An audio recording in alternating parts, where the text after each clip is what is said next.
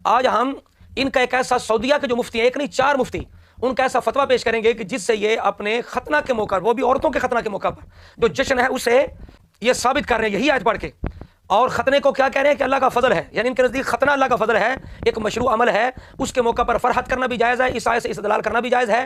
اگر ہم جشن میلاد مصطفیٰ کے موقع پر اس آیت سے استدلال کریں تو عمر صدیق صاحب کہتے ہیں کیا صحابہ نے یہ تفسیر کی، رسولہ نے یہ تفسیر کی، حنفی مفسرین نے یہ تفسیر کی؟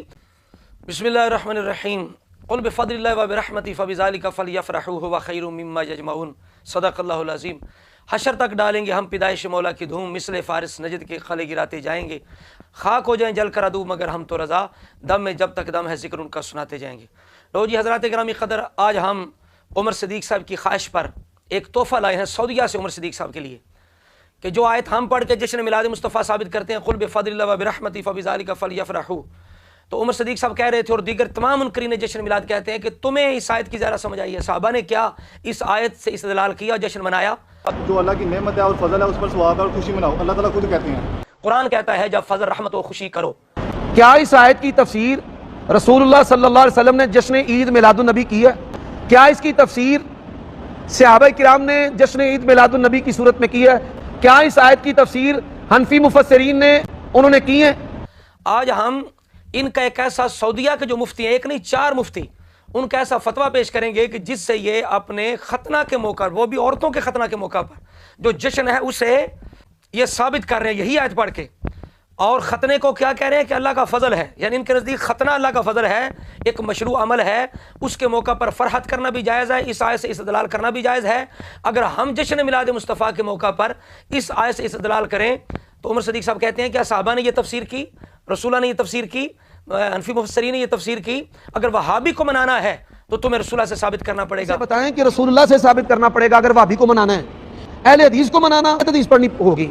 جی عمر صدیق صاحب، بالخصوص آپ کے لیے تحفہ ہے، اور بالعموم تمام منکرین جشن میلاد کے لیے، خاص کر وہ لوگ جو سعودیہ والوں کو اپنا جو ہے وہ آئیڈیل سمجھتے ہیں اور ایک حجت سمجھتے ہیں، جی دین سعودیہ سے آیا، جبکہ ان کی اتنی بدعات ہیں سعودیہ والوں کی جو ہم نے سعودی تفسیر پر ایک نظر کتاب کے اندر جمع کی ہیں، جن میں سے 3 صرف عرض کرتا ہوں، مشہور ان کی بھی تھے۔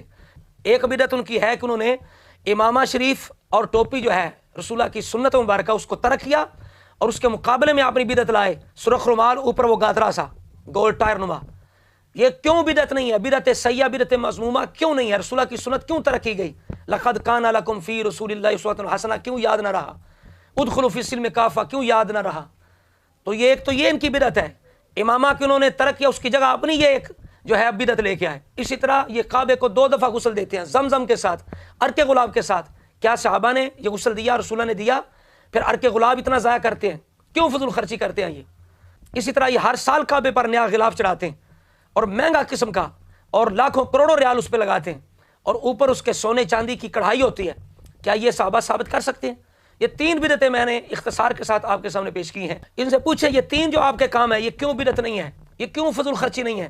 رسولہ کی تعظیم کے لیے کرے، محبت کے لیے کرے تو بدعت ہے، تم کعبے کی تعظیم کے لیے کرو، اپنا جو تمہارا ایک مذہب ہے اس کی نشانی کے لیے تم رومال لے آؤ، اوپر گاترا لے آؤ، تو وہ جائز ہے۔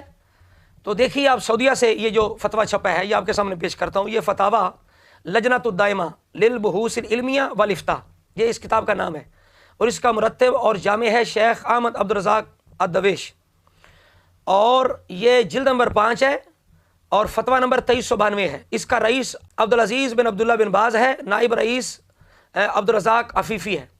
اب سوال کیا ہے، جواب کیا، سنیے۔ سوال ہوا ما حکم ختان المرأۃ وما حکم الرقص والفرح والاحتفال، کہ عورت کے ختنے کا کیا حکم ہے؟ ایسے موقع پر رقص کرنا، فرحت کرنا، محفل کرنا، دعوتیں کرنا، خوشی کرنا، اس کا کیا حکم ہے؟ کہتا ہے اما ختان المرأۃ فمشروع، عورتوں کا ختنہ مشروع ہے، ومکرمۃ فی حقہن، ان کے حق میں عزت ہے، وَأَمَّا الرَّقْصُ وَالْفَرْحُ وَالْاحْتِفَالُ فِيهِ فَلَا نَعْلَمُ لَهُ أَصْلًا فِي شَرْعِ الْمُطَهَّرَةِ، لیکن ایسے موقع پر، ختنے کے موقع پر ہم جشن کرنا، خوشی کرنا، دعوتیں کرنا اس کی اصل شریعت میں نہیں پاتے، لیکن چونکہ وہ سعودیہ کے اندر یہ تماشے کرتے ہیں سارے، اور یہ مفتی ان سے لے کے کھاتے ہیں، اب اس کو جائز ثابت کرنا ہی تھا، تو اب آگے کس طرح راستہ نکالتے ہیں؟ دیکھیے، دل میں محبت ہے نا، ان کے دل میں اپنے تماشوں کی محبت ہے، ہمارے دل میں آمنہ کے لال کی محبت ہے، اس لیے محبت راستے خود بناتی ہے۔ ہمیں خود محبت نے بتایا ہے کہ یہ آیت ہے، اس سے بھی میلاد شریف ثابت ہوتا ہے، اس آیت سے بھی میلاد ثابت ہوتا ہے، اس حدیث سے بھی میلاد ثابت ہوتا ہے۔ یہ محبت کی بات ہے، ان کے دل میں اب ختنے کی محبت ہے، اپنے تماشوں کی محبت ہے، اب کس طرح یہ اس کو ثابت کرتے ہیں۔ اما الفرح بالختان والسرور به فهذا مطلوب شرعا، کہتا ہے لیکن ختنے کے موقع پر خوشی کرنا یہ شریعت کو یہ مطلوب ہے، یعنی ختنے کے موقع پر خوشی شریعت کو مطلوب ہے، تو ربیع الاول میں خوشی کرنا یہ شریعت کو مطلوب نہیں ہوگی؟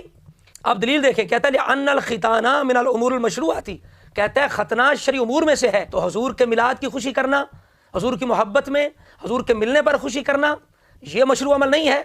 اب آگے دیکھیں، یہی آیت پڑھتے ہیں جو ہم جشن میلاد مصطفیٰ کو ثابت کرنے کے لیے پڑھیں، تو کہتے ہیں یہ صحابہ نے تفسیر کی، کہتا ہے وقال اللہ تعالی سبحانہ قل بفضل اللہ وبرحمتہ فبذلک فلیفرحوا هو خیر مما یجمعون۔ ہاں یہ اب ثابت ہو گیا، ختنے کے موقع پر جشن ثابت ہو گیا اسی آیت سے، اور ربیع الاول میں آمنہ کے لال کی آمد کے نسبت سے جشن ثابت نہیں ہو سکتا۔ اب اگلی بات سنیں، انگشت بدندار رہ جائیں گے، کہتا ہے والختان من فضل اللہ ورحمتہ، آدھا ختنہ اللہ کا فضل رحمت ہے، وہ حبیب پیارا تو عمر بھر کرے فیض وجود ہی سر بسر، ارے تجھ کو کھائے تپے سکر تیرے دل میں کس سے بخار ہے۔ ختنہ اللہ کا فضل رحمت نظر آ گیا اور رسول اللہ کا فضل رحمت نظر نہ آئے، اور ان کے آمد کے مہینے میں خوشی کرنا تجھے نظر نہ آئی۔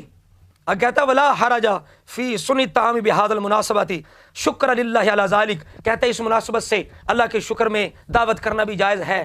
جی عمر صدیق صاحب، تمام وہ لوگ جو سعودیہ کو حجت مانتے ہیں اور جشن میلاد کے دشمن ہیں، ان پر یہ ہمارا قرض ہے، اس کا جواب لاؤ۔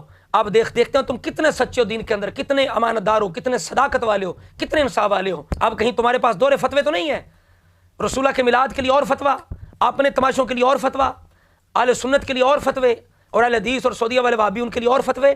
اب ہم انتظار کریں گے وہ جو بندہ عمر صدیق صاحب سے سوال کرتا وہ یہ سوال کرے کہ تمہارے سعودی مفتیوں نے یہ لکھا ہے کہ ختنے کے موقع پر جشن کرنا اس آیت سے ثابت ہو سکتا ہے، اور وہ انہوں نے کیا ہے، تو کیا جشن میلاد مصطفیٰ اس آیت سے ثابت نہیں ہو سکتا؟ اب کیا فتویٰ ہے؟ اب یہاں کہو گے کہ یہ سعودیہ والے مفتی جو ہیں ان کو چیلنج کرو گے کہ اس موقع پر رسول اللہ سے ثابت کرو کہ رسول اللہ نے اس آیت سے ختنے کا جشن ثابت کیا ہے، تمہارا ختنے کا جشن ثابت ہو گیا اور ہمارا جشن میلاد ثابت نہ ہوا۔